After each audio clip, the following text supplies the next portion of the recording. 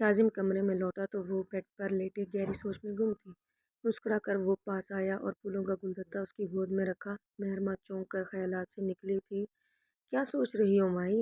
وہ بستر پر بیٹھا اور اس کا سر اپنی ران پر ٹکاتے ہوئے پیار سے پوچھنے لگا۔ یہیں کہ کس طرح سے اپنی ماں کے قاتل سے اس کا بدلہ لوں۔ وہ بنا ڈرے سرد لہجے میں بولی۔ اس کے بالوں میں انگلیاں پھیرتے ہوئے شاذم کا ہاتھ روکا۔ کیسا بدلہ؟ یہ سوال پوچھتے ہوئے شاذم کا دل نہ جانے کیوں عجیب انداز سے دھڑکا تھا۔ مہرماں اٹھ کر اس کے مقابل آ بیٹھی۔ شاذم میں ایک شخص سے بدلہ لینا چاہتی ہوں۔ میں اندر ہی اندر مر رہی ہوں، یہ سوچ کر کہ اگر میں بدلہ لینے میں ناکام ہو گئی تو میری ایک عرصے کی ریاضت ضائع ہو جائے گی۔ وہ اس کے ہاتھ تھام کر بے چینی سے بھرپور لہجے میں بولنے لگی۔ شاذم نے عجیب نظروں سے اس کو دیکھا تھا۔ کیسا بدلہ؟ کیا چاہتی ہو ماہی؟ اگر یہ شرارت ہے تو اس کی بات ادھوری رہ گئی جبھی ماہی نے لب بھینچ کر اپنے ہاتھ میں پکڑا چاقو پوری قوت سے اس کے سینے میں گھسیڑا۔ شاذم کی آنکھیں ایک دم ٹھہری اور پھر درد کی شدت کو محسوس کرتے ہی باہر کو نکلی تھی۔ مہرماں سرخ آنکھوں سے اس کو گھورتی رہی۔ وہ اس وقت بے رحمی کا مجسمہ لگ رہی تھی۔ مذاق نہیں تھی میری ماں، وہ ایک وجود رکھتی تھی، اس کے جذبات بھی تھے اور احساسات بھی۔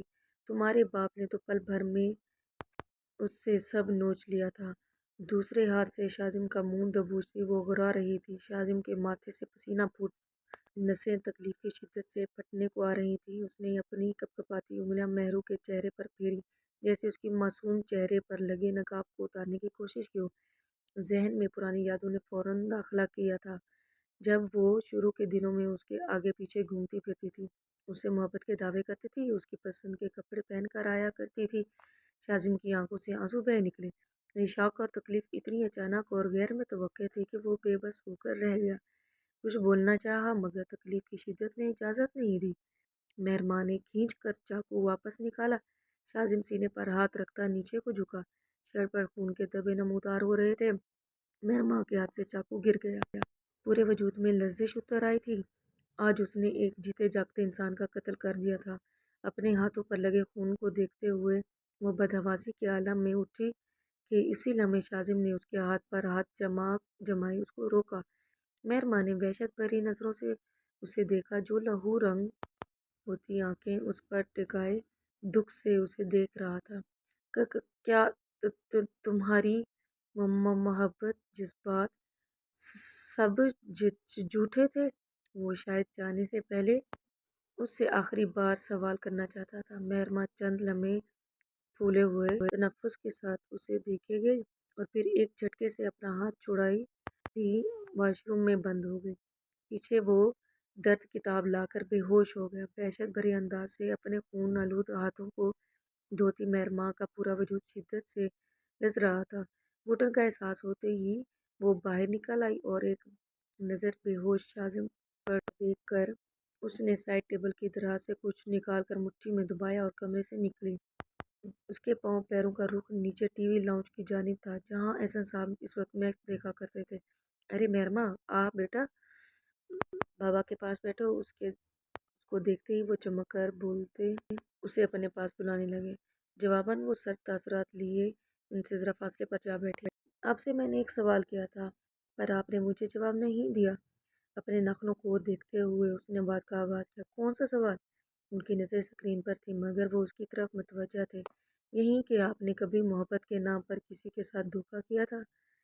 اگلے پل اس نے جھکا سر اٹھایا اور گردن ان کی جانب موڑتے ہوئے برفیلے لہجے میں پوچھنے لگی۔ احسن صاحب کے چہرے کی ایکسائٹمنٹ فوراً سے اسے دور جا راس ہوئی۔ مسکراتے لب سکڑ گئے تھے۔ محبت کی تھی میں نے۔ انہوں نے ریموٹ اٹھا کر اسکرین بند کی اور بے وفائی مہرماں سوئی وہیں اٹکی تھی۔ صرف محبت کی تھی، بے وفائی کا لیبل تو زمانے نے لگا دیا۔ وہ ٹوٹے ہوئے لہجے میں بولے تو مہرماں نے بھویں اچکا کر ان کو دیکھا۔ سحرش نام تھا اس کا۔ وہ گویا ہوئے مہرماں کی ساری حسیات چکنا چور ہو گئی۔ وہ اس کی ماں کا ذکر کر رہے تھے، مطلب وہ انہیں یاد تھی، حالانکہ وہ انہیں یاد ہونی نہیں چاہیے تھی۔ ہم ایک دوسرے کو پسند کرتے تھے۔ اس کے اور میرے والد دونوں پسند کی شادی کے سخت خلاف تھے، مگر پھر بھی میری ضد پر میرے گھر والے رشتہ لے گئے۔ لیکن میری ماں نے اپنی ضد پوری کی اور سحرش کی بجائے اس کی چھوٹی بہن کا ہاتھ مانگ لیا۔ میں اس بات سے انجان تھا اور مجھے اس چیز کا اندازہ منگنی والے دن ہوا جب میں نے سحرش کی جگہ اس کی چھوٹی بہن کو دیکھا۔ میں فوراً سب کچھ چھوڑ چھاڑ کر وہاں سے چلا گیا۔ سحرش اس وقت بہت رو رہی تھی۔ میں نے گھر چھوڑ دیا اور کام کاج کی تلاش شروع کر دی۔ میرا ایک دوست تھا جس نے میری برے وقتوں میں بہت مدد کی اور مجھے ایک چھوٹا سا بزنس شروع کر دیا۔ میں نے اپنی جان تک اس بزنس میں انویسٹ کر دی اور جب کامیابی نے میرے قدم چومے تو میں واپس اپنے گھر لوٹ آیا، جہاں مجھے خبر ملی کہ سحرش کی 1 مہینہ پہلے شادی ہو چکی تھی اور میں لیٹ ہو گیا۔ بات کرتے کرتے نہ جانے کب ان کے آنسو بہہ نکلے، وہ جان ہی نہ سکے۔ البتہ مہرماں کو کچھ غلطی کا احساس ہو گیا تھا۔ سحرش کی بہن کا کیا نام تھا جس سے آپ کا رشتہ ہوا؟ وہ لرزتی زبان پر قابو پاتے ہوئے یہ سوال کر رہی تھی۔ دل بری طرح سے دھڑک رہا تھا۔ بشریٰ نام تھا اس کا۔ میں نے سنا تھا کہ وہ میرے ساتھ منگنی ہونے پر خوش تھی، بلکہ شاید مجھے بہت زیادہ پسند کرنے لگی تھی، مگر میں اسے کسی غلط فہمی میں نہیں رکھنا چاہتا تھا۔ بیٹا، وہ سوگوار لہجے میں بولے، پھر مہرماں کی طرف دیکھا جس کا چہرہ سفید پڑا ہوا تھا، ماتھا پسینے کی شدت سے بھیگ رہا تھا، تنفس بگڑا ہوا تھا۔ آپ ٹھیک ہو بچے؟ فکر مند ہوئے شازم۔ وہ لڑکھڑاتے لہجے میں اس کا نام پکار کر کھڑی ہوئی۔ اس کے ہاتھ میں موجود نیند کی گولیاں زمین پر جا گری تھی۔ کیا ہوا شازم کو؟ وہ بیٹے کی فکر میں تڑپ کر اٹھے۔ پلیز آپ شازم کے پاس جائیں، بہتے آنسوؤں کے ساتھ بول کر وہ بیرونی دروازے کی جانب لپکی کی۔ اسے اپنے باپ سے کچھ بہت ضروری سوال کرنے تھے۔ احسن صاحب کی چھٹی حس نے ان کو خبردار کیا۔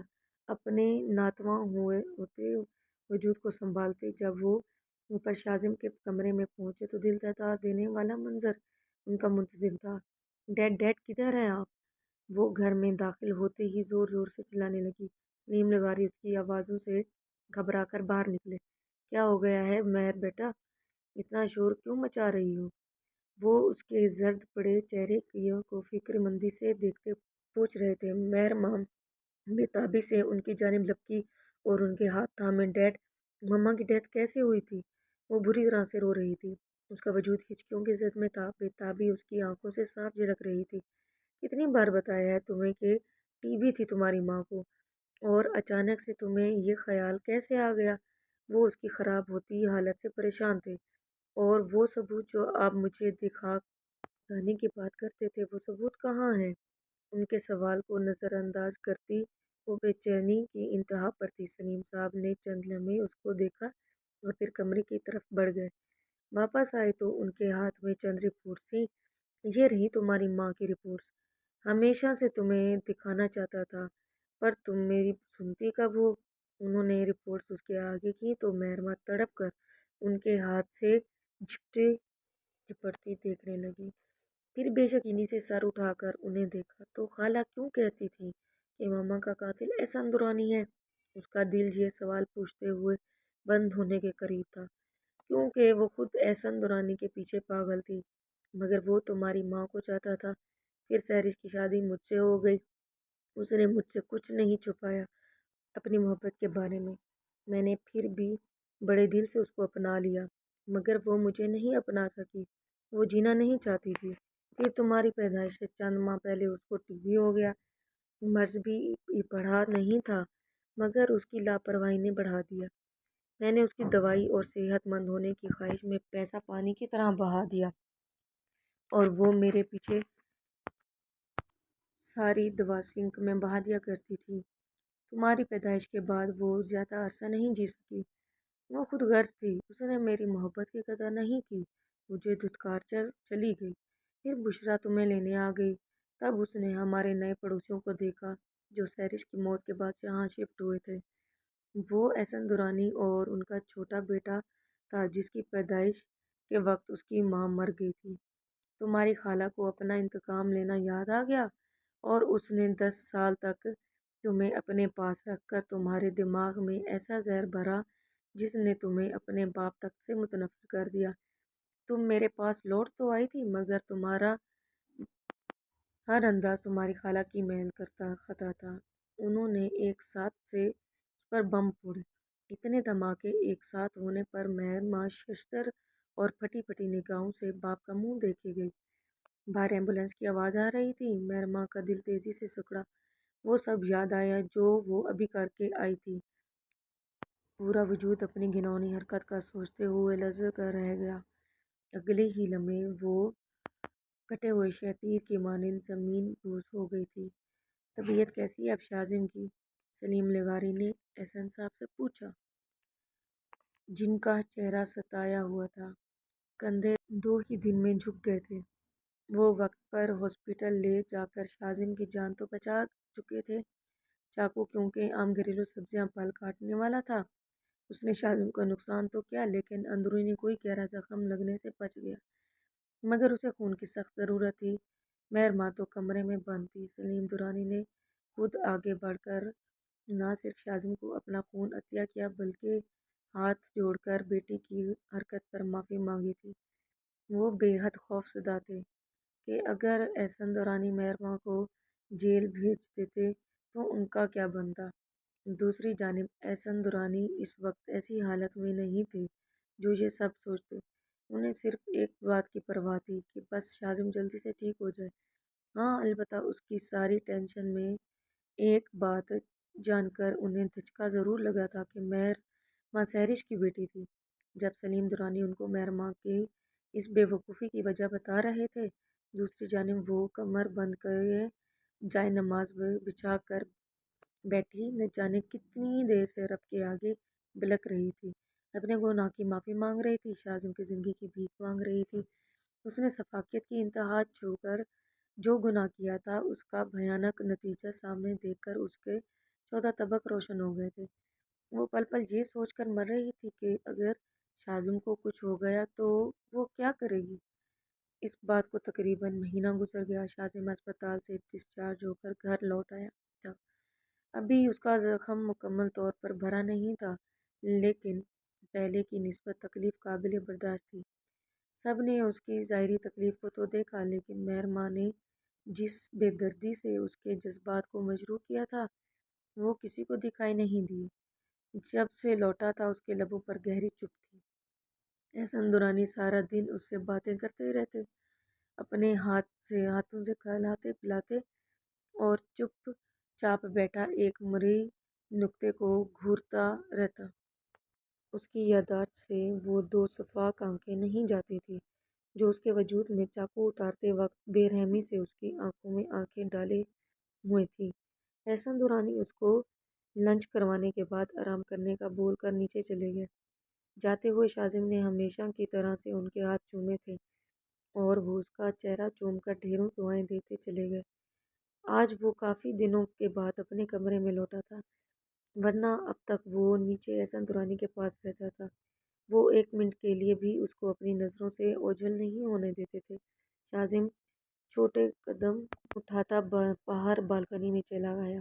اس کے قدم رکھتے ہی ٹھنڈی ہوا نے اس کے گالوں کو چھو کر اس کا والہانہ استقبال کیا۔ گہری سانس بھر کر اس نے ہوا کی تازگی کو خود میں اتارا، پھر نگاہ بھٹک کر اپنی بائیں جانب گئی تو ہولے سے دھچکا لگا تھا۔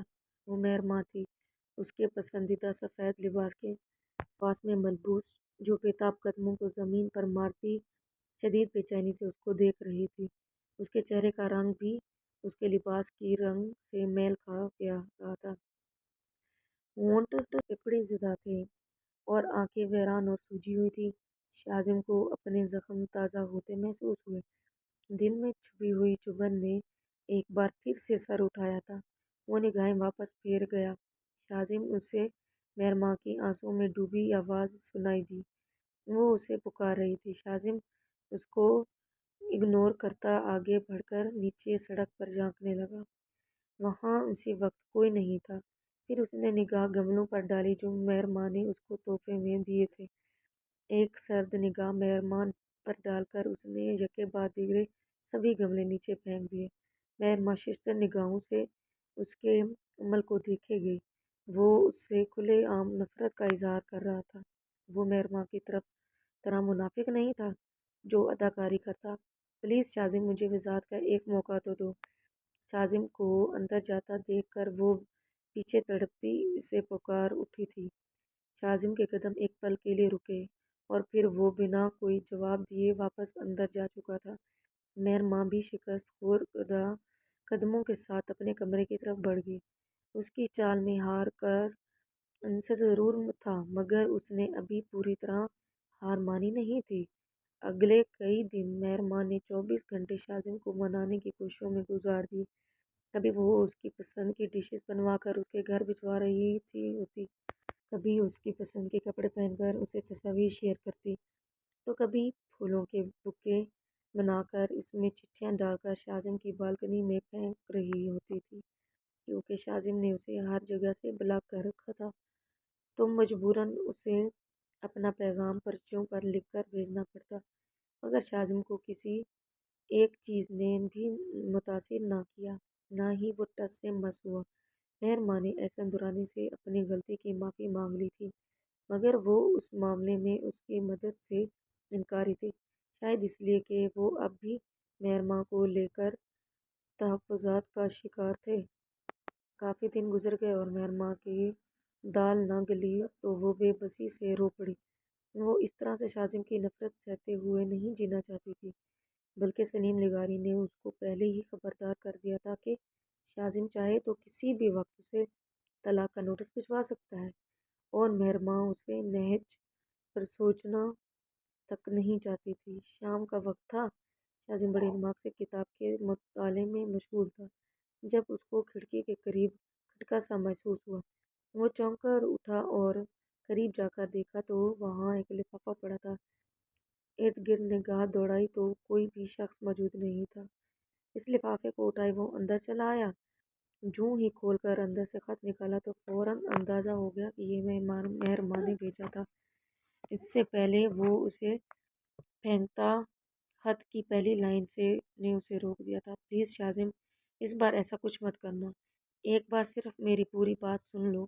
میں نے جانے سے پہلے تم سے کچھ کہنا چاہتی ہوں۔ جانے سے پہلے؟ شاذم بڑبڑایا۔ کیا وہ کہیں جا رہی تھی؟ یہ خیال آتے ہی اس کا دل بے ساختہ سکڑا۔ بے تابی سے وہ خط پڑھنے لگا۔ تم نے مجھ سے پوچھا تھا نا کہ میری محبت اور جذبات کیا سب جھوٹے تھے؟ نہیں شاذم، میری نفرت جھوٹی تھی اور باقی سب جذبات سچے تھے۔ جب میں نے تمہیں تکلیف پہنچائی تو اس کے بعد جینے کا ارادہ میرا بھی نہیں تھا۔ میں سچ میں زہر کی گولیاں اپنے پاس رکھ کر بیٹھی تھی، لیکن میری قسمت کہ میں نے عین موقع پر سچ کو جانا۔ مجھے لگا کہ میں مر گئی ہوں۔ میں اتنی بری انسان نہیں ہوں کہ میرا اس دنیا میں اپنی برائیوں سمیت جینے کا کوئی حق نہیں ہے۔ میں نے آخری عمل کے طور پر تم سے ہر طرح معافی مانگنے کی کوشش کی تھی، لیکن میں ناکام رہی ہوں۔ میں اب جینا نہیں چاہتی، وہ بھی اس طرح سے گھٹ گھٹ کر اور تمہاری نفرت کو سہتے ہوئے۔ جب تمہیں یہ خط ملے گا تو شاید میں اسے دنیا سے جا چکی ہوں۔ ہو سکے تو میری موت کا سن کر دل بڑا کر لینا اور مجھے معاف کر دینا، تمہاری ماہی۔ آخری الفاظ پڑھتے ہی شاذم کے وجود میں جیسے بجلی بھر گئی تھی۔ وہ جھٹکے سے اٹھا اور دل یکدم رفتار تیز کر گیا تھا۔ بالکنی پر آتے اس نے مہرماں کے گھر میں چھلانگ لگائی اور دیوانہ وار اس کے کمرے کی جانب دوڑا۔ زوردار لات سے اس کے کمرے کا دروازہ کھولا تو سامنے کا منظر دیکھ کر دھاڑتا ہوا اس کی جانب بڑھا اور ایک جھٹکے سے اس کے ہاتھوں میں موجود زہر اور پانی دور پھینکے تھے۔ مہرماں کے آنسو یک لخت بہنہار تھے۔ بھیگی پلکیں اٹھا کر شاذم کو دیکھا تو وہ نتنے پھیلائے اس کو غصے سے گھور رہا تھا۔ وہ لب کچلتی واپس سر جھکا گئی۔ کیا کرنے والی تھی تم ہاں؟ اس کو بازو سے دبوچ کر کھڑا کرتے ہوئے وہ اس پر دھاڑا۔ مہرماں سر جھکائے سسکیاں بھرنے لگی۔ تمہیں کیا لگتا ہے کہ زندگی کوئی فلم یا ڈرامہ ہے جو تم خود کو ہیروئن سمجھ کر ایسی اونچی حرکتیں کرتی پھر رہی ہو؟ وہ غصے کی شدت سے کانپ رہا تھا۔ I am sorry. اس کے کندھے سے ماتھا ٹکاتے ہوئے وہ اپنے ہر عمل پر پشیماں تھی۔ شاذم نے گہری سانس بھر کر آنکھیں میچیں اور پھر آہستگی سے اس کا سر تھپتھپانے لگا۔ اس کا بازو تھامے اور بے تحاشا روتی چلی گئی تھی۔ چلو بس کرو اب۔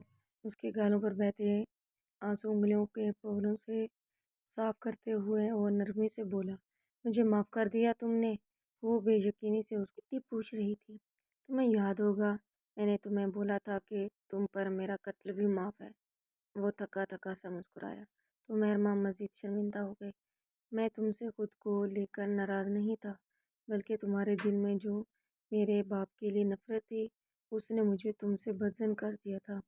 مگر جب وہ آج صبح خود آئے تھے تمہاری سفارش کرنے تو میرے پاس کوئی چارہ نہیں بچا، وہ وضاحت دیتے ہوئے بولا۔